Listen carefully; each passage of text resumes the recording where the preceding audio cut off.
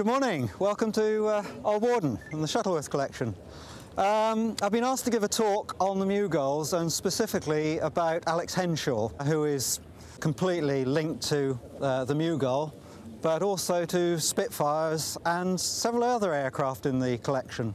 So I'll start off with a little bit about Henshaw, and then we'll go into the details about the Mew Gulls and the two we got here today. Henshaw was the son of a businessman in Lincolnshire.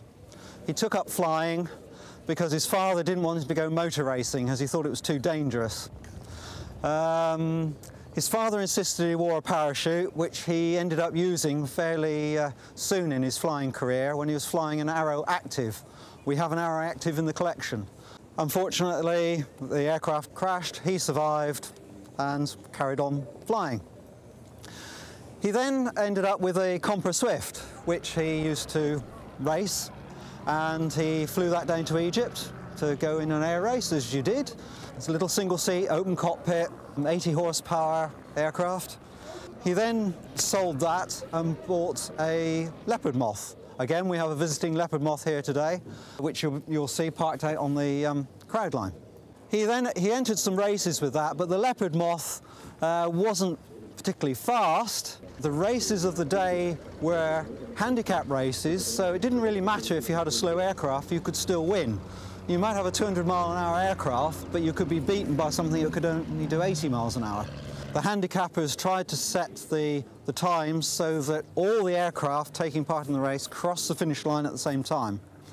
So when you had a fast aircraft and you were doing 200-mile raced laps, you might find the fastest aircraft will be sat on the ground as the other aircraft do 2 or 3 laps overhead before you even start to take off.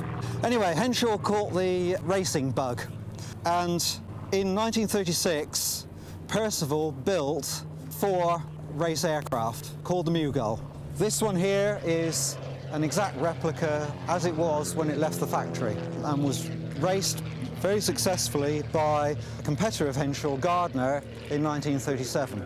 The aircraft was built to try and show you, the public, what they were actually like before they were modified and customised, much like Formula One racers do today. Every race they tweak them. Every race they do something to try and beat the handicappers, make it go a bit faster.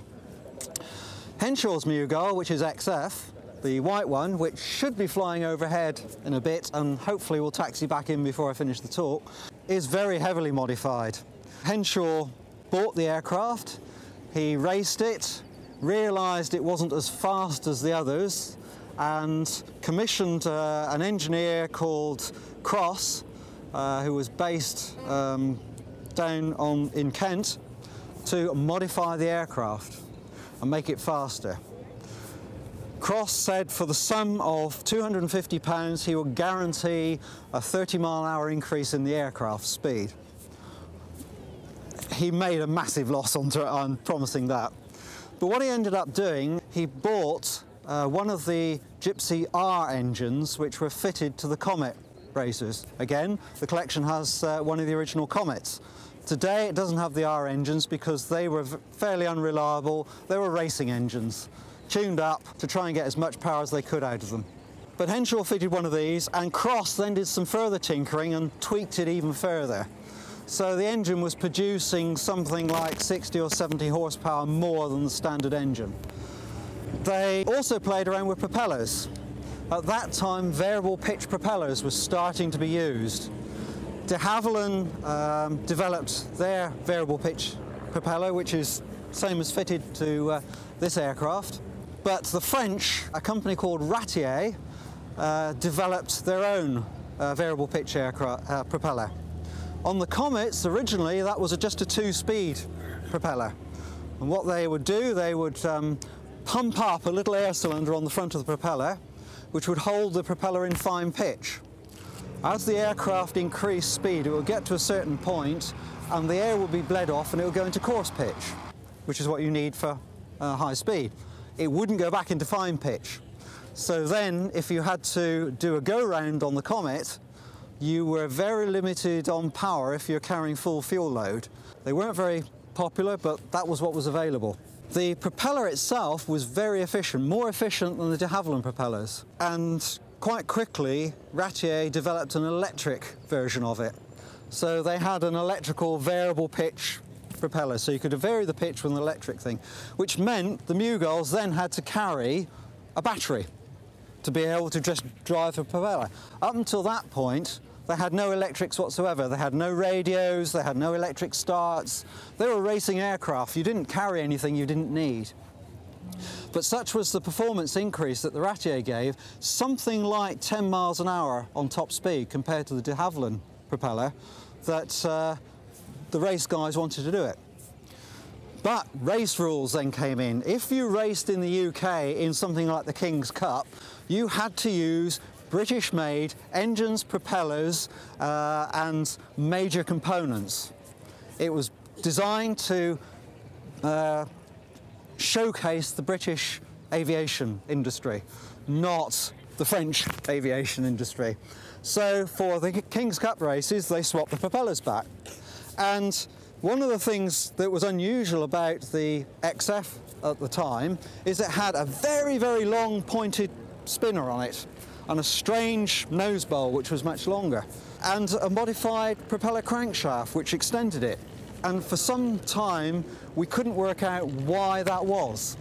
And what it was done so they could quickly swap between one propeller and the next. The Ratier propeller had a longer boss and sat much further forward, and that was the one with the very pointed spinner. The de Havilland propeller was shorter, so it would fit the same cowlings. They made a spacer up, and they put a spacer in between, and that's why sometimes you see the differences, as particularly if you go on the internet and you look at XF. Gardner also had one of those propellers, but most of the time he flew it with the de Havilland propeller because he was really taking part in the UK races.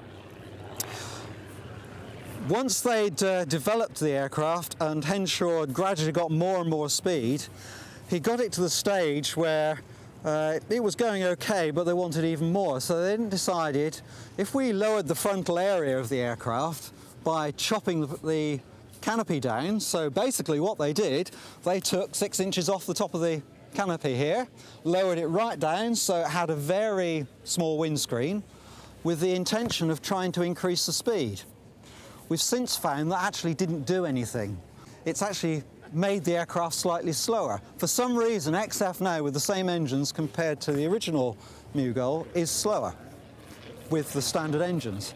And there's various times that Edgar Percival, who designed the Mew Gull, would not speak to Cross and Henshaw and actually threatened to sue them for using the name Mew Gull because they modified it so much. He said, you've destroyed a beautiful aircraft. When XF was rebuilt in the 70s and brought here, Henshaw, Cross and Percival were still alive. Percival would not come along to the aircraft opening day when Cross and Henshaw were here. He still held a grudge against them. Anyway, going back to the 30s, at that point, Henshaw was looking at what could he do more than just race every weekend in the summer. And various records have been set to Cape Town and back. The Mew Gulls in '36 were built for the Schlesinger race, which was a race to South Africa, but not to Cape Town.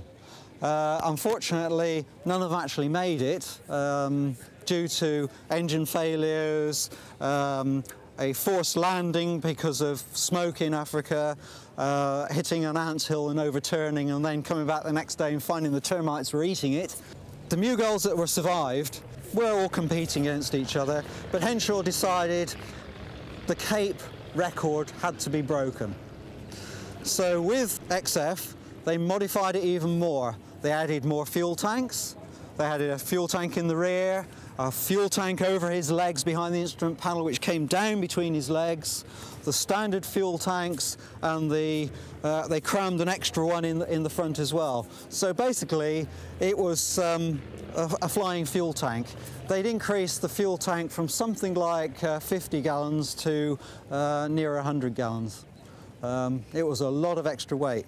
To fly it, he had to have special dispensation for what was then the CAA to fly it because of the rear centre of gravity. The rear fuel tank brought the centre of gravity so far back, the aircraft was very unstable. So he needed special dispensation.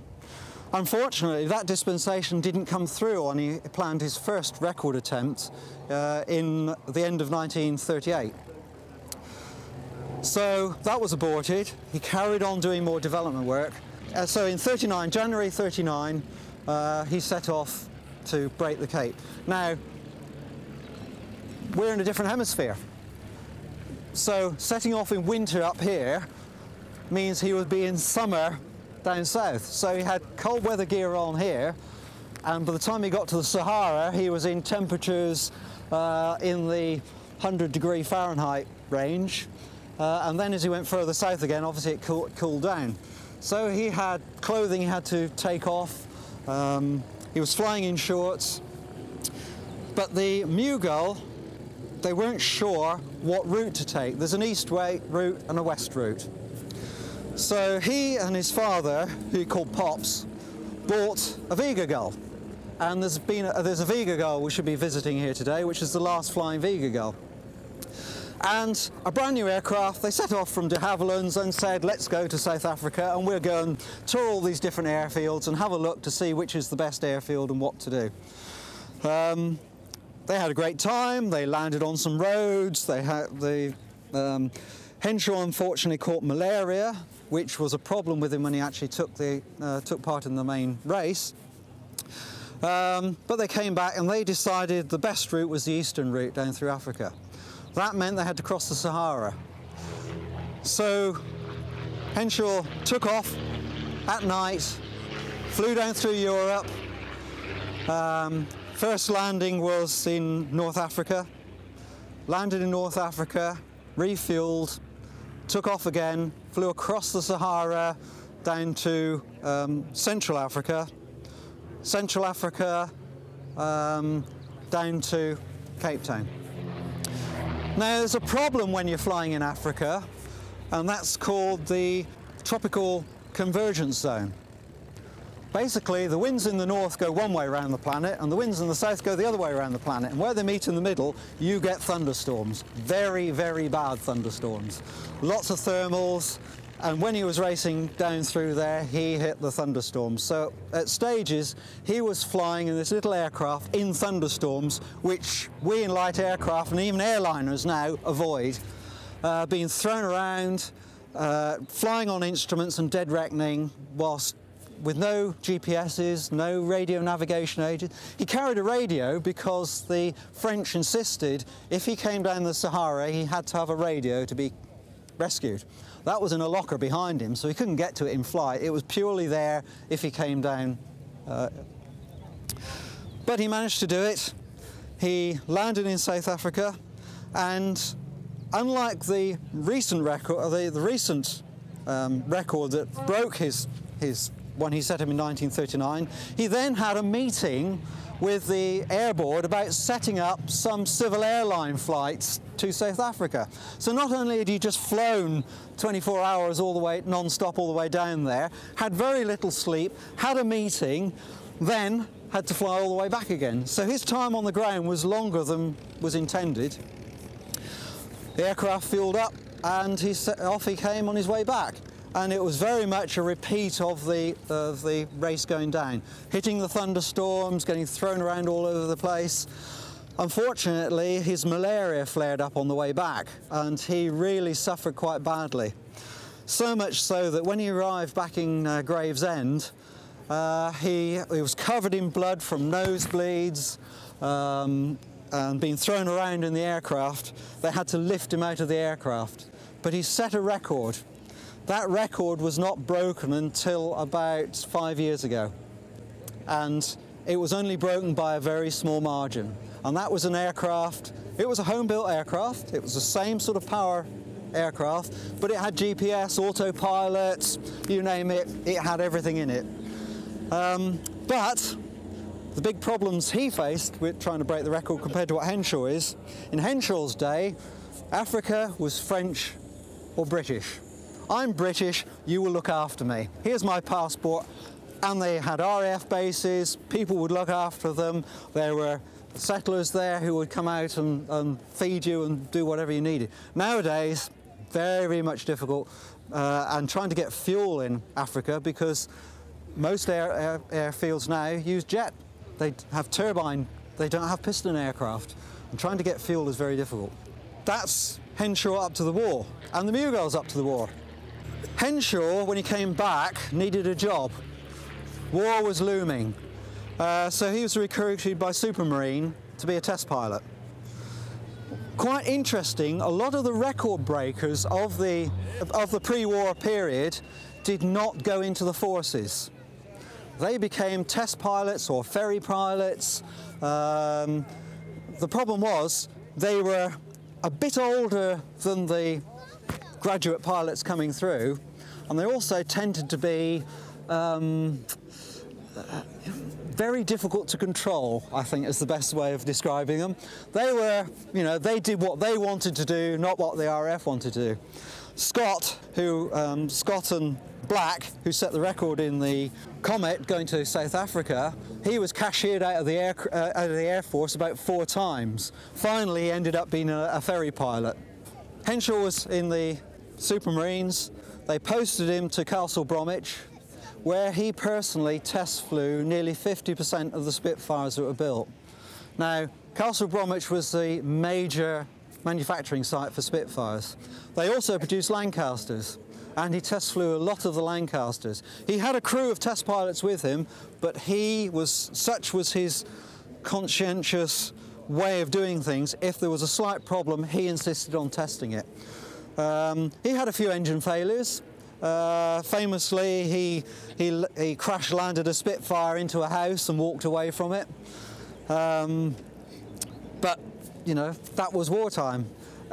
He was asked to do various displays in Birmingham, and he flew down New Street below the level of the houses to display to Churchill when he was visiting there. He was a very accomplished aerobatics pilot. He said, the only thing he could never quite get right was doing a vertical roll in cloud. Now, doing a vertical roll is pretty hard work. Doing a vertical roll in cloud and actually getting it right, you know, that's unbelievable. But what he did do is when he had the Mew Gull, one of the first things he tried to do is do some aerobatics in it. It could roll it quite easily. These aren't cleared for aerobatics these days, and there's a good reason. He tried to loop it, and at the top of the loop it fell out of the loop into an inverted spin, and it took 4,000 feet for him to recover. In his logbook he said, won't be trying that again. So he never did aerobat the Mew Gulls after that. After the war, Henshaw then worked for Miles Aircraft. He went back to Africa. He was their main agent over there, but Miles were wooden aircraft, and they really couldn't cope with the humidity and the problems that Africa weather was producing. So he came back and he just said, that's it, and stopped flying. He carried on with his business, which was running caravan parks and various other business activities up in Lincolnshire. But the Mew Gulls, what happened to them? Well, KL unfortunately got destroyed by a bomb attack. Edgar Percival's Mew Gull, which was slightly different, that was used by the Air Force to do propeller development work, and an RAF pilot tried to land it from 15 feet up in the air and punch the undercarriage through the wings. That was unceremoniously burnt post-war by the fire crews at Luton, who painted it in German colours and set fire to it. XF, however, Henshaw sold it to the chap in France. Now, the chap in France lived in southern France, which was Vichy France, and the Germans weren't too worried about the aircraft down there. They disabled them and they took logbooks away. But the aircraft was hidden away in a barn, and it survived the war.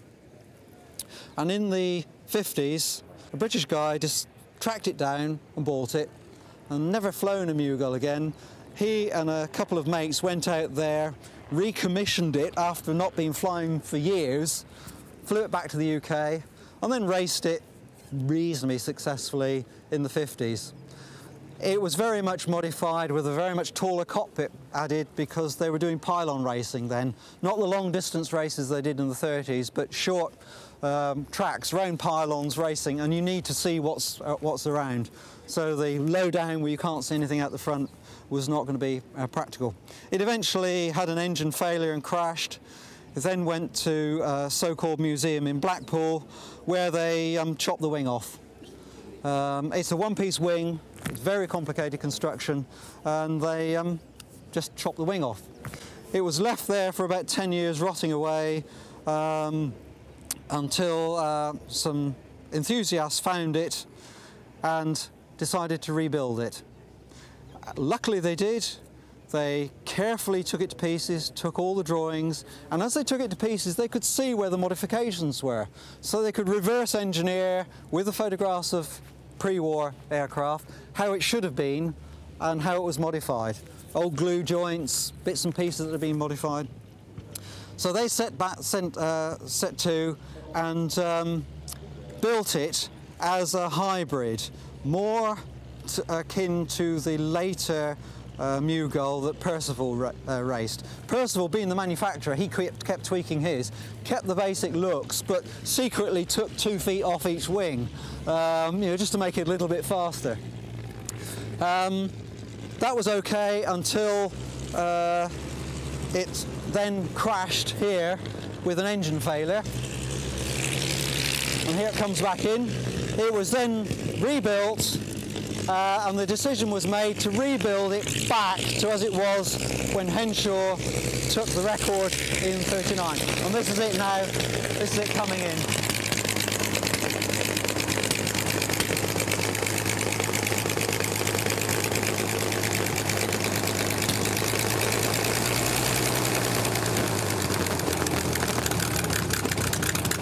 Now